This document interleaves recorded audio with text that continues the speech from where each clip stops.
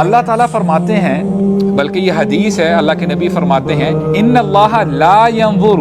الى صورکم و اموالکم، اللہ تعالیٰ تمہارے چہروں کو نہیں دیکھتا، تمہاری ہینڈسمنس، تمہاری بیوٹی کو نہیں دیکھتا، اور نہ ہی تمہارے مال کو دیکھتا ہے، ولیکن ينظر الى قلوبکم و اعمالکم، اللہ تعالیٰ تمہارے دلوں کو دیکھتے ہیں کہ تمہارے دلوں میں اللہ تعالیٰ کے لیے کتنی محبت ہے، اور اللہ تعالیٰ تمہارے اعمال دیکھتے ہیں۔ تو اس دل کو کسی اور کی محبت سے بھرنے کا کیا فائدہ؟ اس دل میں اللہ تعالیٰ کی محبت ہونی چاہیے، اللہ تعالیٰ کی دین کی محبت ہونی چاہیے۔ اور یہ دعا نوٹ کر لیں، یہ بھی آپ کے لیے ہوم ورک ہے، ان کو اپنی دعاؤں میں ایڈ کریں۔ اللہم انی اسألک حبک، اللہ اکبر، کیا بہترین دعا ہے، دل سے مانگے، اے اللہ میں آپ سے آپ کی محبت کا سوال کرتا ہوں، وحب من یحبک، اور اے اللہ میں ان لوگوں کی محبت کا بھی سوال کرتا ہوں جو آپ سے محبت کرتے ہیں۔ اس کا مطلب یہ ہے کہ آپ ان